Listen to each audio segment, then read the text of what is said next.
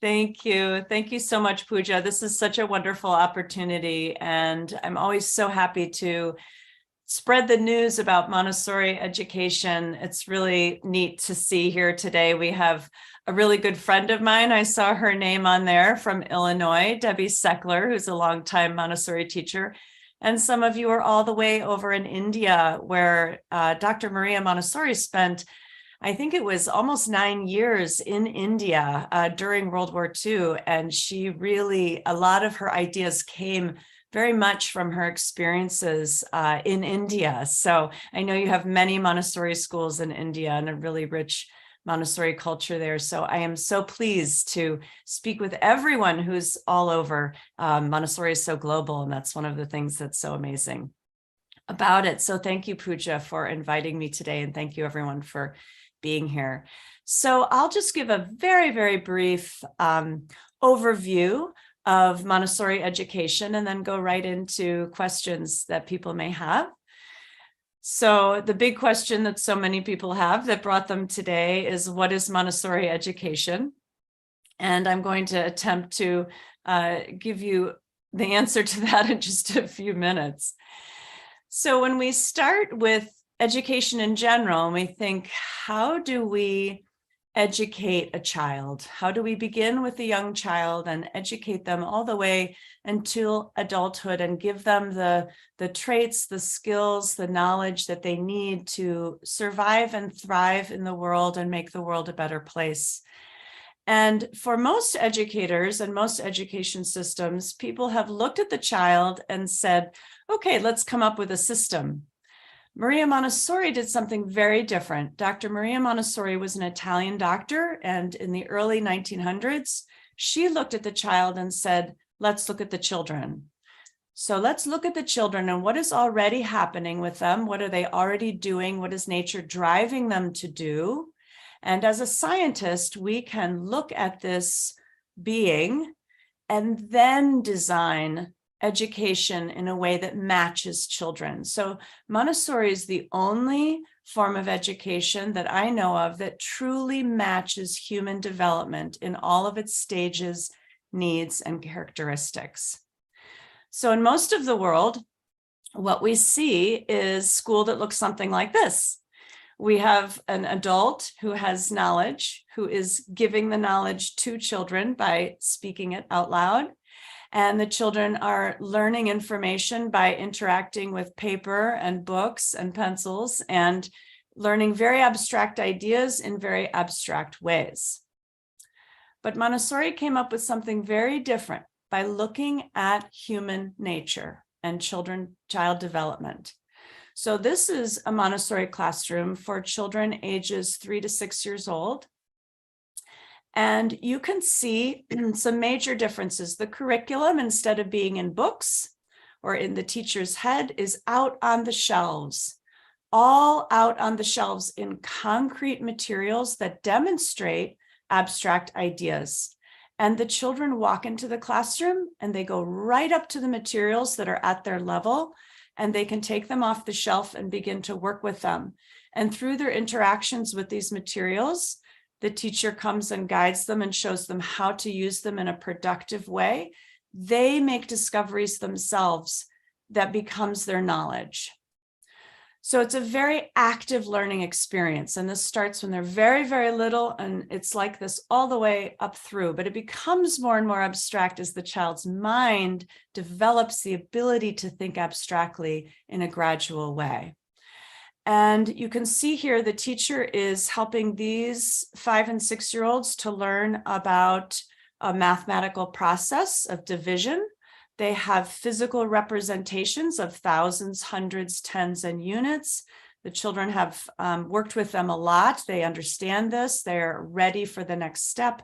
And she is now showing them how to divide, and they are working with this material. They're moving, they're picking it up, they're collecting it, they're exchanging numbers for different amounts, and they're completely involved. It's as if they're inside the equation as they're doing it. And it's so much fun that they want to do it again and again and again. And so they cover a lot of information this way, and a lot of math and a lot of practice in all the subjects, which are all out in the room all the time. So they're always there. So the children can see the very natural connections between every topic. They're not separated out for them. So to have this work, there are three things that are necessary. If we look at children as an active learner, three things become paramount. The first is a prepared environment. So Montessori saw we're going to have to prepare a classroom that the child can walk into and learn from by interacting with it. So you see the materials are out on the shelf, as I said, and every one of these materials presents an abstract concept in a very concrete way. And there are many different uses that each material has. So the child will use it in different ways. They'll do different exercises with it. The teacher keeps coming over to each child or small groups of children and keeps moving them forward through this curriculum. And for the children, it's a very subconscious experience. They're just having a really wonderful time, but the teacher is aware of where each child is in the curriculum and makes sure that each child is learning, is interacting with all the different subjects, is progressing, and so on. So this is your prepared environment. The second thing you need is a prepared adult, so someone who is trained to do this kind of work, to see the child as an active learner who is building themselves, rather than an empty, passive vessel to put information into. And this prepared adult links the child to the environment by showing them how to do different things and models behaviors for the children, how we talk with each other, how we treat each other, and so on. So here in this picture, make sure that you can see it properly, is a child who's about 18 months old. And this adult is showing him how to peel a zucchini. So many things are happening here. This child is learning their hand-eye coordination. This is a very appealing act for them. They are learning about processes because each piece that is going to be discarded is going to go into one basket. And then as he learns to cut up the zucchini, the pieces will go into the bowl. And he sees there's a beginning, a middle, and end. There are certain things we discard. There are certain things we're going to bring over to then prepare for a meal that we eat together. So he starts to see this whole sequence, and he experiences this day after day after day. This is building his brain with some organization and some order so that he can understand his world. So there are many things happening behind the scenes, in other words, when you see what children are doing in a Montessori classroom. There are multiple uses and purposes for everything. So the third thing that we need, besides the prepared environment and the prepared adult, is choices and boundaries, or a balance of freedom and responsibility. So here we see a child in elementary school in Montessori who is taking the responsibility of writing down what activities he's done that day and what he's going to do next. So he's trying to manage his time and make deliberate decisions about what he's going to work on next. So from the time they were little, the children have been coming in the room and they choose something that interests them and they begin working with it. As they get older, they're starting to take on the responsibility of, I need to make sure I am getting an education. I am doing some math, I'm doing some science, I'm doing some language. And the teacher has been a part of this decision-making, but it's becoming more and more the child being independent in this way. So the freedom and responsibility, and that is choices. You know, we give children choices of what they might do, but we give them boundaries and limits in what is appropriate and what is okay. So that balance makes this work. And finally, the component that makes everything progress is the curriculum itself. So Maria Montessori designed many, many presentations and ones that have been developed for children to learn all of the things that we need to know and understand about the world to be well educated. So you see here, a teacher is presenting to these elementary age children, they're 9 to 12 years old, about the parts of the seed and she's brought in a real seed, and they're talking about the scientific parts of the seed. And what children do with this knowledge is, after they have a presentation, they're very interested and very excited, and their curiosity drives them to want to learn more. So they might make a chart where they find more seeds, and they dissect them, and they draw them, and they label them, and they do research on seeds, and they want to go to the library and get books on seeds. And so their knowledge, they're always seeking more knowledge. And this generates a curiosity about life and a self-driven learner. And that's really what Montessori saw as very natural for children, and that we can help this process by teaching them in this way to show them that knowledge is never stagnant. You don't learn something, get tested on it, and it's over. The world is a place that we continually learn about. And so this is where you generate this kind of approach and attitude towards life. And the children now have that attitude inside them as they head off into the next stage. So I'll just very quickly tell you a few things here, that a few characteristics and traits that I see in Montessori graduates that are developed through learning in this way. The first two that come to mind are engaged and focused. So here we see a 2-year-old. He is trying to get that thread through the eye of that needle. And you can see he is completely engaged in what he's doing, completely focusing. And the ability to concentrate is something that it's an ability we're born with that needs to be developed. So we develop a stronger and stronger ability to concentrate through activities that really draw our concentration in. And children need opportunity and practice to develop this concentration.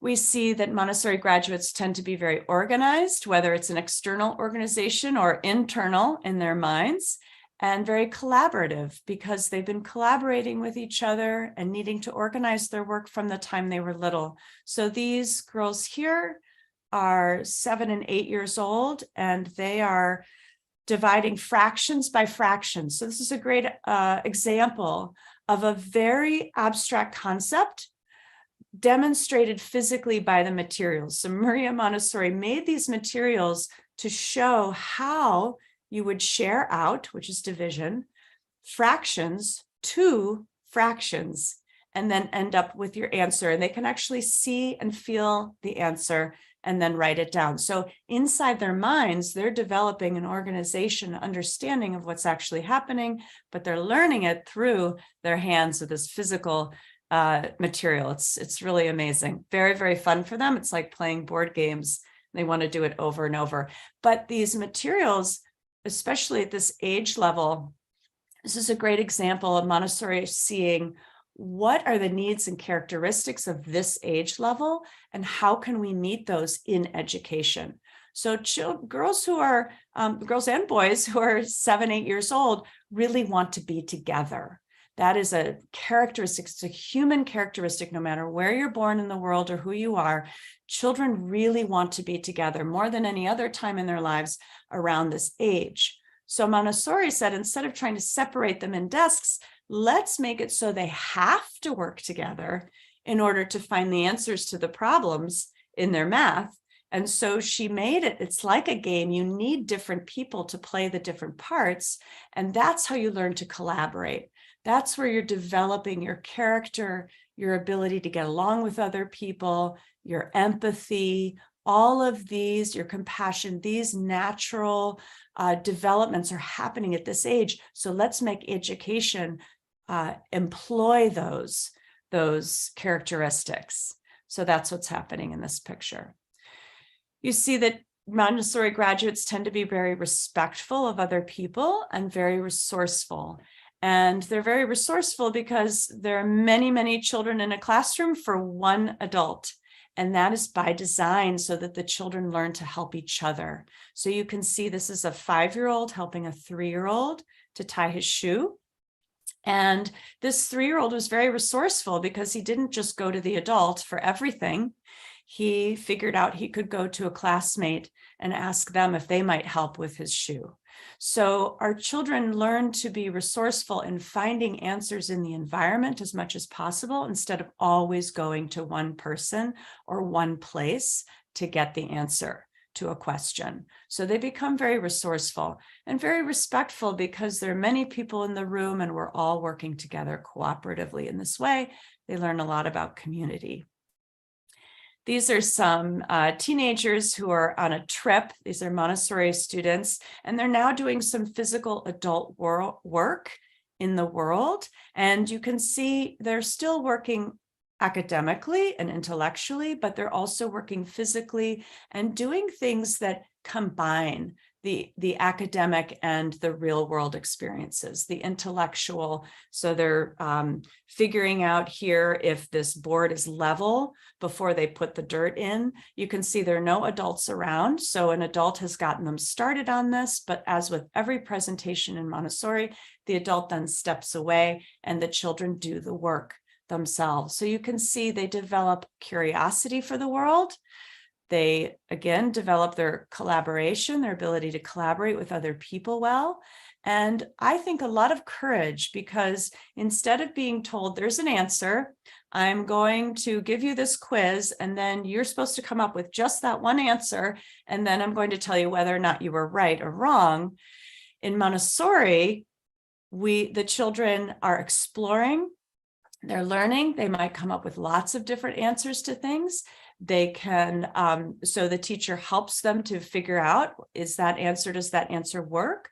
But there's not somebody always coming along and correcting your work and being the person who always is right. So there develops a courage, I think, to accept one's mistakes as part of the process, because they're constantly making mistakes. There's constant failure. They're not judging against each other. They're not competing against each other for grades or scores. They're not comparing each other to one another. And so they develop a lot of courage because of this, and that confidence is really important to go into adulthood with. So then one of the common questions people always say is, how do children transition from a Montessori education into a more traditional or conventional school setting if they have to leave, or when they eventually go to high school or whatever level they are going into? And the answer consistently is they do incredibly well. There's always an adjustment period whenever someone is leaving one thing and adjusting to another. But after 6 weeks or so, a child has figured out that new system. And what they carry with them for the rest of their lives are these traits that we just talked about, and this desire to learn, and this attitude that I learn because I interact with the environment. I teach myself in a way, and I don't just sit and wait to learn. What do I need to know, get tested, and then move on from it? So here you see a boy who is about 14 years old. He's ready to go to high school. He's finished with a Montessori school that goes up through the 8th grade. He is doing a research report here about an aspect of American history that is interesting to him. He's illustrating it to demonstrate his ideas. He has done some research. He's writing it. He's going to present it to his classroom.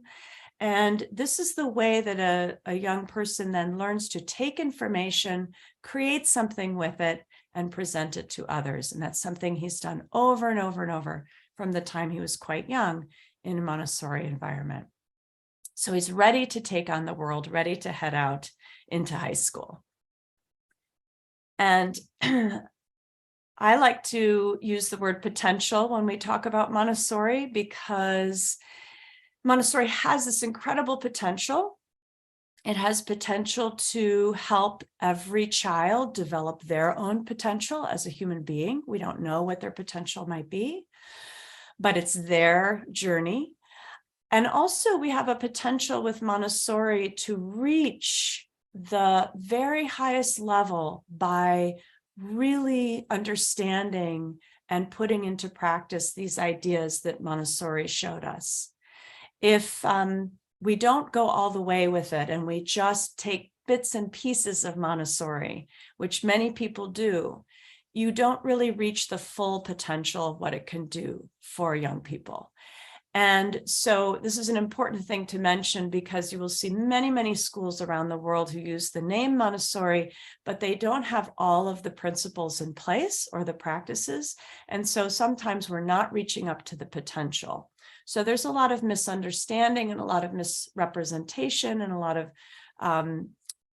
misuse of the name Montessori. So it's really important that we understand what it really could be. And then all of these other variations are put into perspective, which are better maybe than some other options out there, but might not be representing fully what Montessori can be. So I'll just end with this slide, is that I've written a book that's coming out in February that can be ordered now, that tells you much more about Montessori. So I'm going to go back here to you, Pooja, and answer questions and interact with everyone. Thank you. Oh, thanks a lot for that. As we have understood what is the Montessori method and the advantages of it, I wanted to ask you this. Do you think there are any disadvantages or consequences of it? Of Montessori?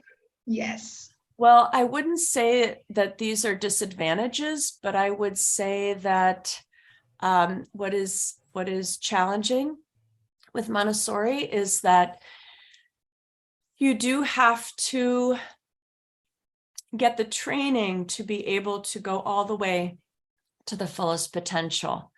And so that's been an issue, because as with anything that really has great quality and depth, you can't do it overnight. So I think of fast food as being a great example. Sometimes people don't want to get the ingredients and cook the meal and have the outcome of what can happen when you put all of that time and energy in. They want to just have fast food.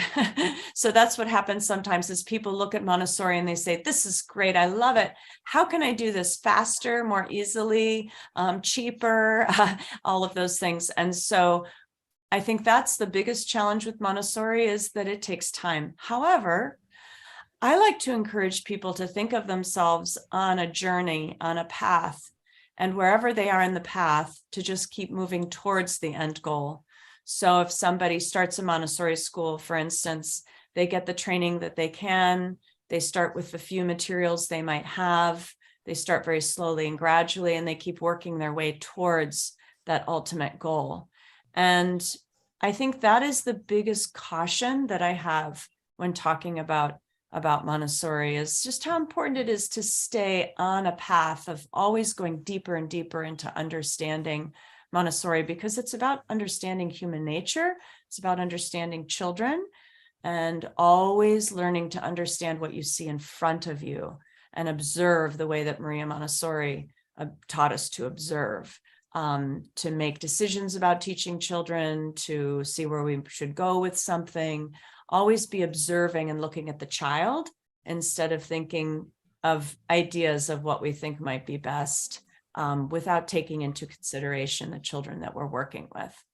So that would be my main thing. I think that it's very difficult also, Pooja, for public schools and different school systems to absorb Montessori. I think that many are trying to have a Montessori program as an option, which I strongly encourage. I think it is something that should be available to everyone. So we want to encourage public schools and school systems to offer a classroom that has Montessori, but they have to understand that they've got to allow the Montessori classroom to do things the way that they're designed to do, and not try to chop it up into making it something different that fits. And so what I think is hard for people is that Montessori is really a revolution in thinking about education. It's a completely different way of approaching children, and everything about it is different than what you might see in another setting.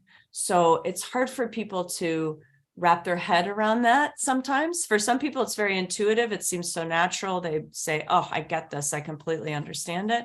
For other people, they think it looks intriguing, but they have a really hard time letting go of the idea of children sitting down still and the teacher telling them what to think. And, we're so ingrained in that model that really was just someone's idea.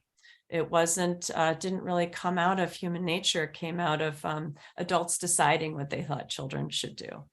So that's a very long-winded answer. I hope that So helps. as you mentioned, it should be available to everyone. And I have heard that Montessori education is really expensive. What do your take on this? Yes, that's a great question. So Montessori materials can be expensive to buy. And what I say to people when they point that out is the amount of money in the United States, at least, that's being put into educating each child is far higher than it needs to be. The amount of money that people are spending on computer programs, on textbooks that change every few years, the amount of money that's being put into making, these state-of-the-art facilities and so on, all of these things don't necessarily help children in the very basic, simple ways that children need to be helped in school. So if you take all of that away, if you compare them, Montessori materials are not expensive. It is not expensive to do Montessori when you compare it to the amount of money that's being poured into education that is not very effective. But the other answer that I have to that is that Montessori is most importantly about the principles.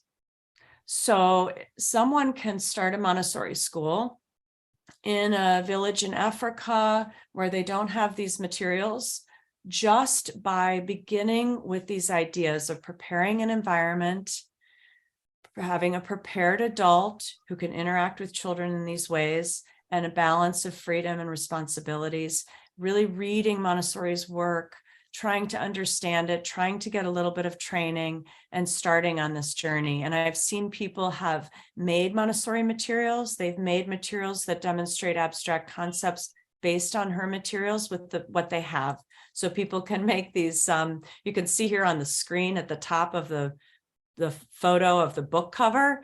These are what we call the beads, the number beads, and that's a 2, and that's a 6, and that's a 1 and an 8, and so on. Somebody could take beads and string them together with wire and make these, and demonstrate with these. And so whatever small amount that a person has, they can start with where they are. And that is, Montessori is the spirit of it. It doesn't have to be this full set of the most expensive materials that you can buy out there.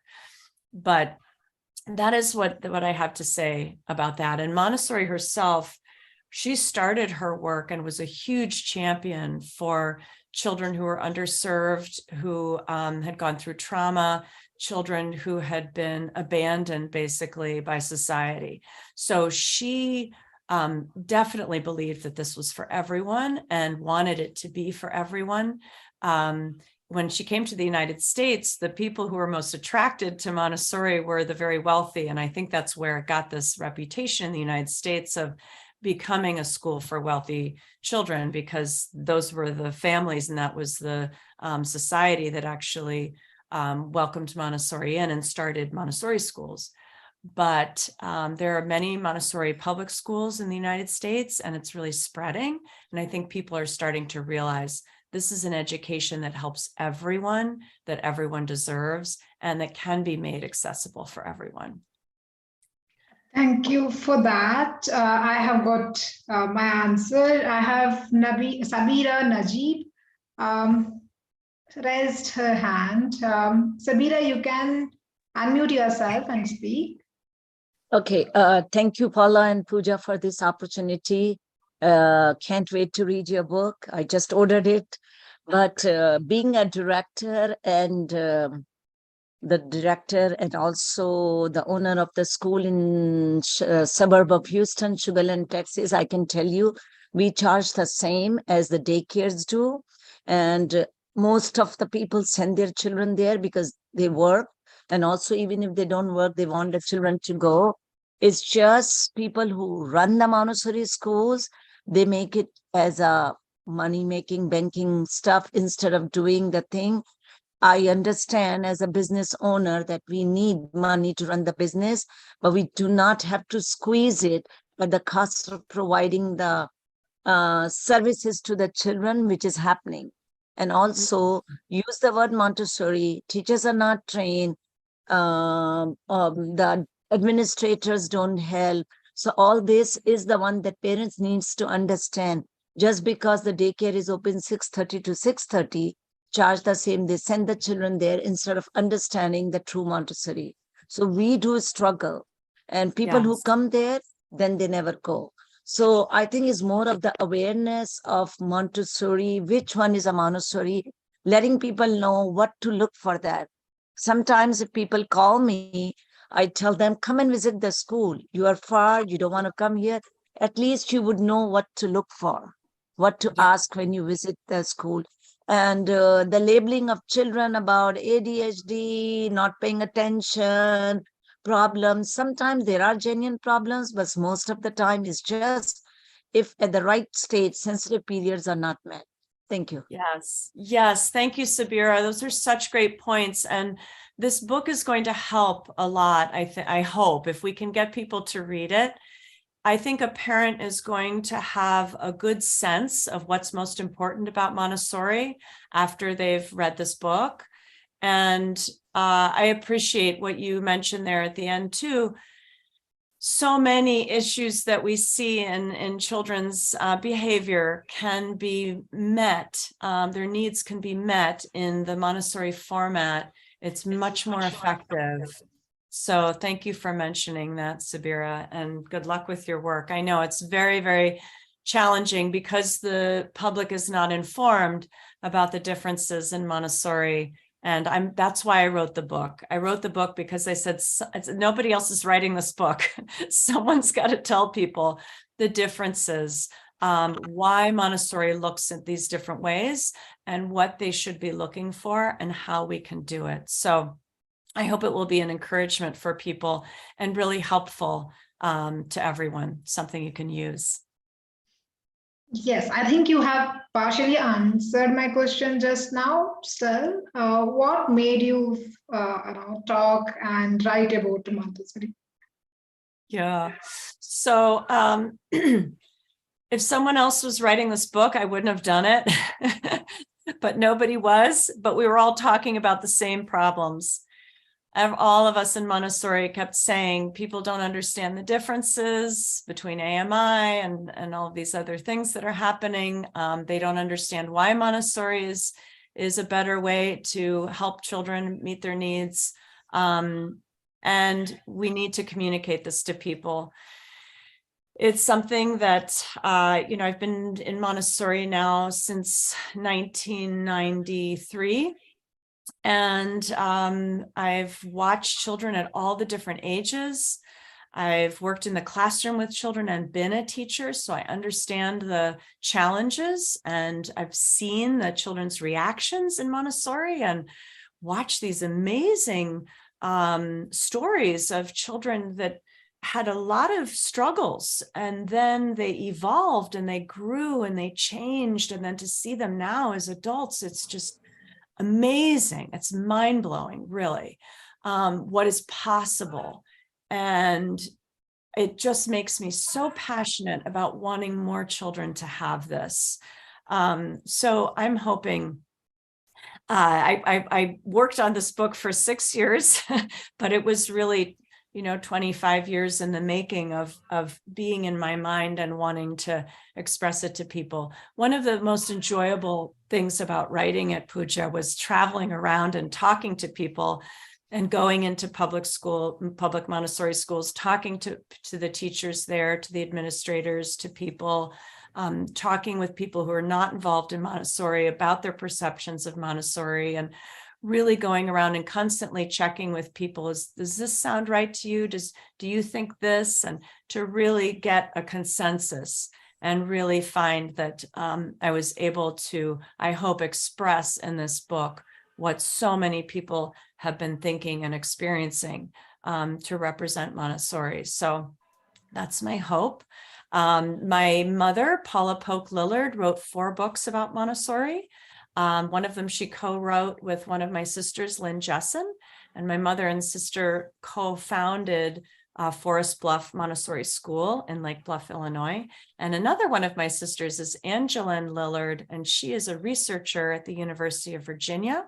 And she wrote a book about Montessori and the science behind her work, and really collects research and does research that is helping to show the strengths of Montessori education. So there are a few people in my family that have been working on Montessori for a long time. So that's just a little background about why I wrote it. Thanks. That's awesome. I think, great work that you are doing and you've been doing. Actually, I have one more question from Fisher Megan. If I'm not wrong, you can unmute and speak. Hi, thank you so much. Beautiful conversation. Recently started a Montessori school in Houston, Texas, and am seeing, after a few years out of Montessori, seeing interestingly that children are coming in, as you may have read and heard from a lot of other environments, with a whole different set of needs after the pandemic. And I was wondering, Paula, whether you saw the same in your research, how that translates to a Montessori classroom. And like when you have children who are maybe, out of the age of primary that don't seem to sit for a lesson or like seem to have completely different interests, like what you're thinking through for that. What are you thinking? Oh, that's a great question. What we've seen in our school is that the children who were in the Montessori school before the pandemic and during the pandemic, we really kept in touch with them and started school back up as soon as we possibly could. So they didn't have too long without us. We had a lockdown from March, from spring break, basically to the end of the year, but we were able to open in September in a different way. But we definitely, we saw children going back to the materials and back to themselves, settling back into themselves very, very quickly in our environment. But I know what you're talking about, and so I'll say something about that. I think that when Maria Montessori started this work, she started with children who were having really severe problems. In those days, children who had any kind of difference or challenge in their learning or functioning were called defectives. And so she started by working with them. And that's how she came up with the materials, something physical to put in their hands, and how she came up with these ideas of these very concrete materials and these ways of interacting with people. So the Montessori classroom, the way it's set up, it's a very healing experience for children to be able to interact with these materials, to be shown, to be able to absorb from the environment and so on. What I think is the biggest obstacle to children's development right now, it's not the pandemic, it's not even anxiety or stress or these other things that, they're being surrounded by. It's actually, to me, it's the predominance of technology that's being put in between them and the world. So children who spend time with screens, who are kind of stepping away from other human beings and away from their interactions with people and with the real world, and just interacting with the screen. This is, I don't know what the research is going to show. It's a bit of an experiment, but you see a lot of behaviors coming out of that are really a lot of incontinuity. It's like a disruption.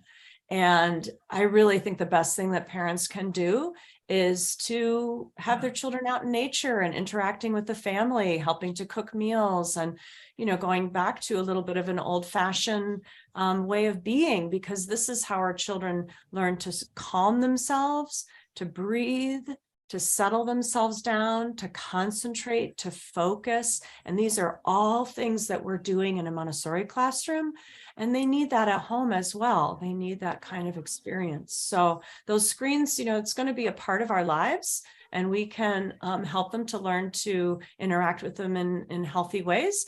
But we want to minimize it because they need, for their development, to be interacting with people, to be involved in processes such as cooking a meal with people, and interacting with the real world, and breathing and understanding this world first before going into that cyber world. So that, I just have to say, every time I get a chance, I think we need to really keep things real for our children as long as possible and as much as possible.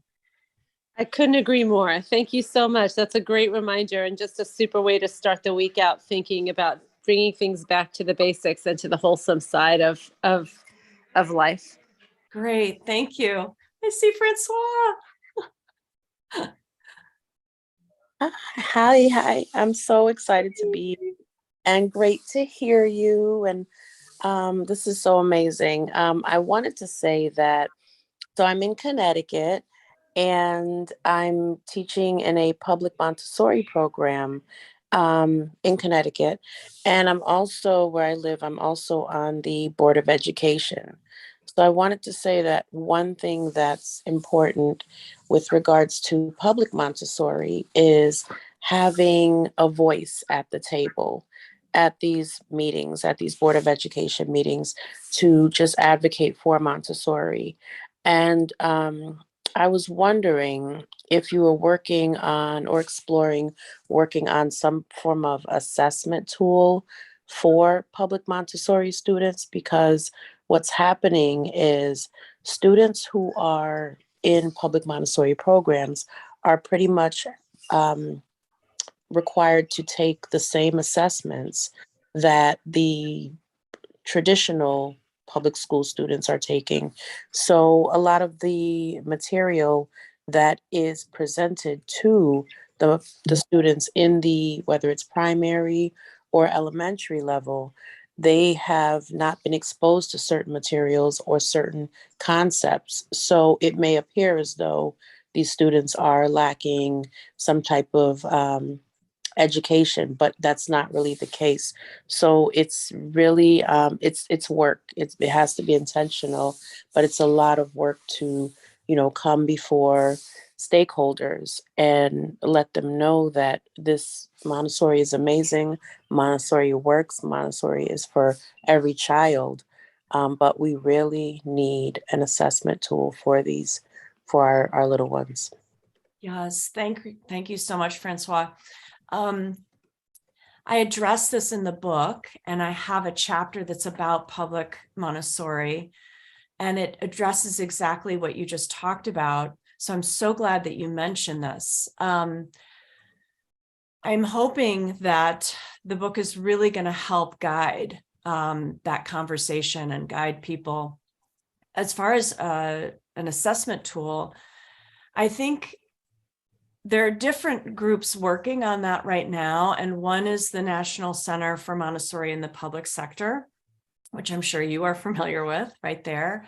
Another is Elizabeth Slade's group, Montessori in Action. I'm sure you probably know her as well.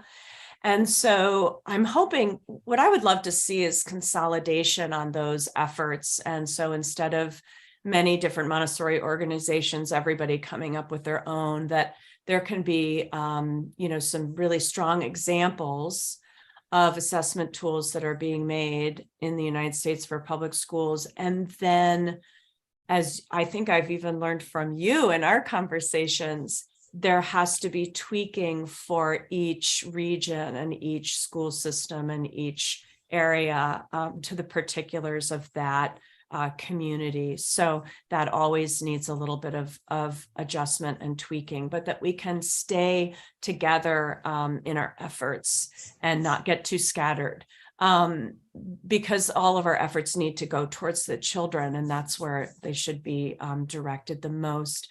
But I love too that you mentioned having an advocate, a spokesperson, someone who can explain Montessori, someone who can understand what is the public school needing in order to have this program here, and how do we meet those, how do we match those needs up. The issue you talk about with the different ages and learning different things at different ages, so not wanting to teach to the test in the curriculum, but to have to really make sure that people are understanding. In Montessori, we're following natural development. So we're following when it's natural for a child to learn something about math, and the sequence that makes the most sense, and how each child might have a slightly different sequence depending on their brain development and their abilities and their experiences. So giving some more flexibility in that testing that is something that public schools are still needing to ask for. So public school is Montessori in the United States is a really interesting whole other conversation. I don't want to take too much away from those of you who are in other countries, but I'm sure there are many very similar dilemmas that happen in other countries. I think it's been even harder in some situations for people to have even private Montessori schools that have true principles of Montessori because of the limitations that people come up against. But as I said before, it's a whole revolution. It's a whole different way of looking at education. And what I'm hoping is that people can grasp that, and that this book helps people to get excited about the possibilities that can happen. And I always say to people, something that is a little like Montessori, anything that's more like Montessori is going to be better than what we might have been able to offer children. So I think anything is that inches us closer to it is an improvement. So thank you so much, Pooja. Yes, and Paula, this one last question from my end. What is your message to those teachers or instructors, educators who want to get into Montessori education as a professional? And what are the basic principles that they have to keep in mind when they are entering into this particular bracket? Okay, great question. I think the most important thing in Montessori is this paradigm shift of thinking of the child as a passive being that is like an empty box that we're going to put information into and then test them to see if they got it.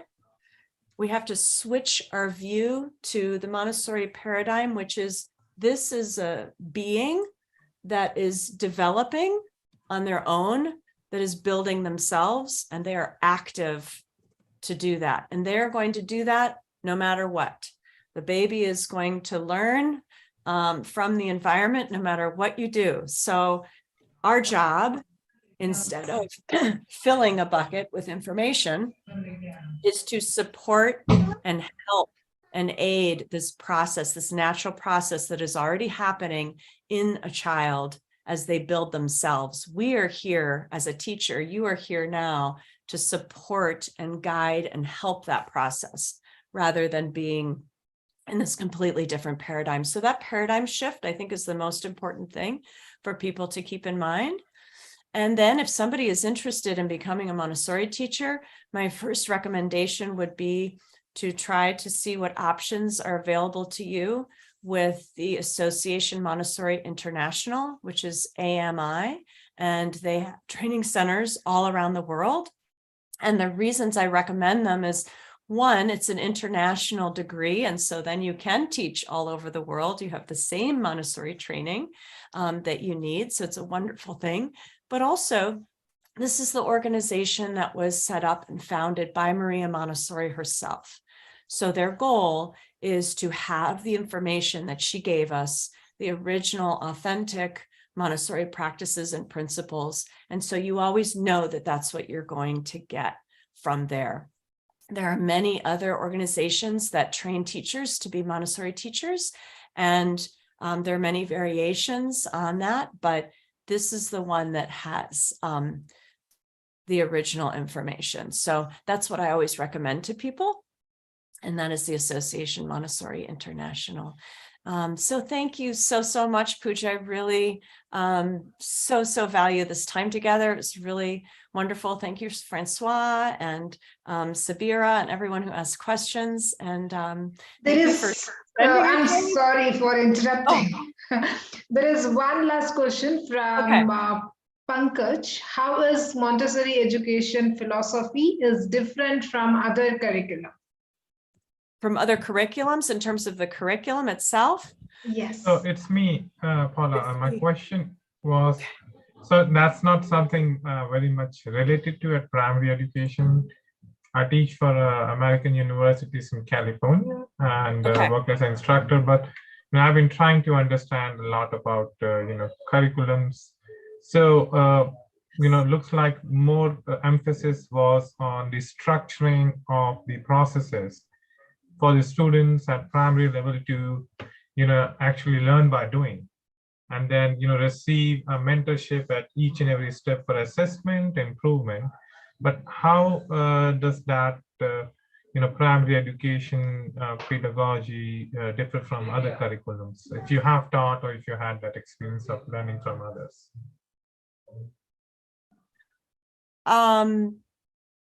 Well, the way I'm going to interpret your question, so let me know if I'm wrong, but since you're looking at curriculums, I'm thinking that what you're asking is sort of how do we know what to teach? What is the actual curriculum? Is that what you're asking? Yeah. Like so that mean to say in your curriculum of Montessori, and we have others like the national curriculum in US. So what's the difference? Does Montessori make? Okay. So let's see, I'll try to answer this in a succinct way. And this is in the book as well. So you'll find some answers there too. The most succinct way I can think to answer this is that Montessori, in the ages under age 6, she saw that children learn through their senses. So we are showing children kind of the seeds of all topics, the beginnings and the basics and the foundation of all topics. So the basics of geometry, the basics of geography, the basics of biology, botany, zoology, mathematics, music, art, everything is in that curriculum for the youngest children. They have an ability to absorb information that is a very special time of life, that we can absorb information, amazing amounts of information quite effortlessly.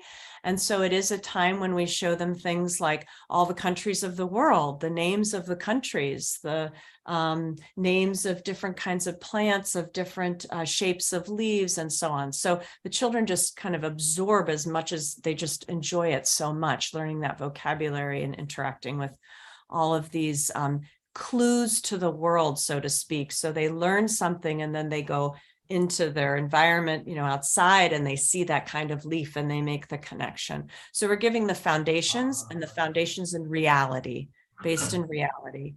And then when they move into the elementary years, ages 6 to 12, first through 6th grade, we're now teaching to the mind that does not absorb so effortlessly. It changes and we lose that ability, so to speak, but we gain the ability to reason and to imagine things that we've never seen before.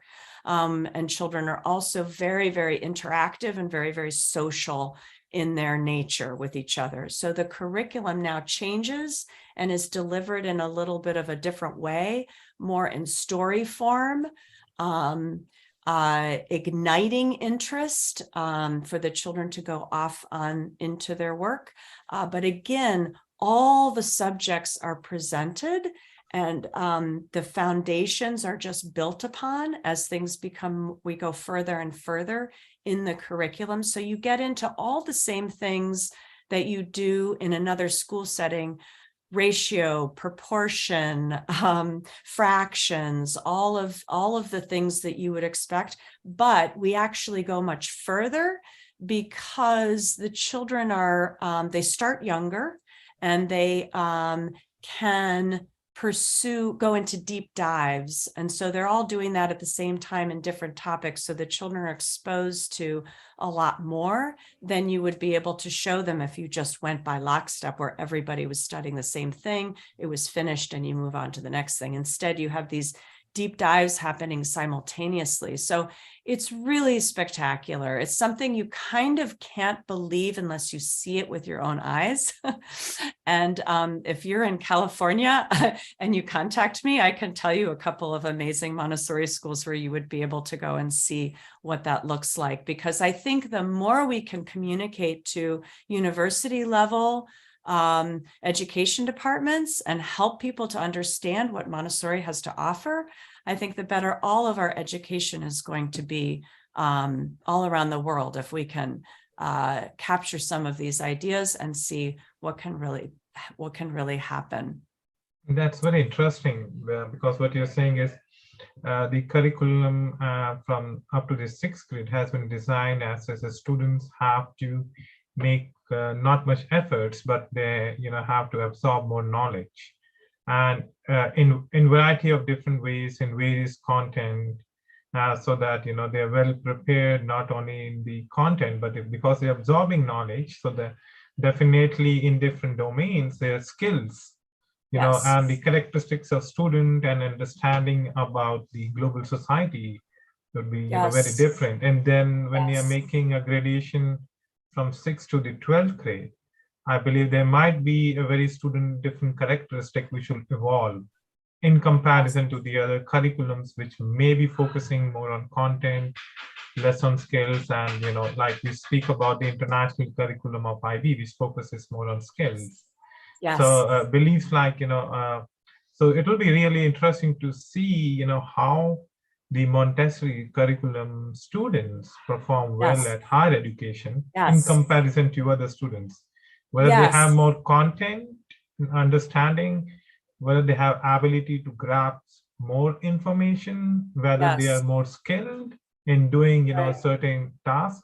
So that Right. would make a classroom very diverse, not only in the student identity, but also in the content they're coming up from. Exactly. And it's interesting. So then you see another big change happen in characteristics and needs around age 12, going into high school, the adolescent years. So the environment is different again.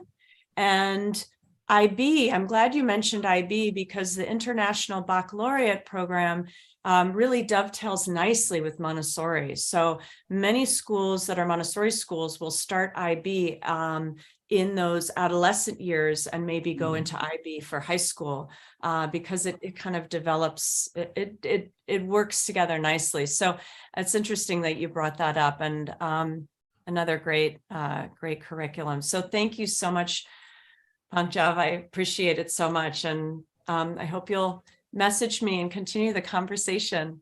Thank you. Definitely. That's a great way to learn about another form of curriculum. And then that's an interesting point you mentioned. The student do take a route from Montessori to IB, and then maybe from IB to university, or there might be student directly going from Montessori curriculum to higher education. So it feels very important for an instructor to also understand what kind of content knowledge they're coming up from, and because that's what the instructor does in the university, enhances their knowledge. Right. And I think, I always, I love to give examples. Every single child is different. So every individual is different. Every individual has different needs that's guided their education in different ways. And so, but what you do see that's consistent So they might have different interests that they have almost a unique curriculum in their mind is that they come out with. But what is consistent are these traits that I keep seeing of engagement, and focus, and organization, and collaboration, and respect, resourcefulness, and so on. So that those characteristics seem to be very consistent, and those skills, as you say, and that ability to learn and to keep learning, that curiosity for life is what's really important and the biggest gift, I think, that Montessori gives. So thank you. And thank you so much, Pooja. This has been really fun. Thank So wonderful to be you. with everyone.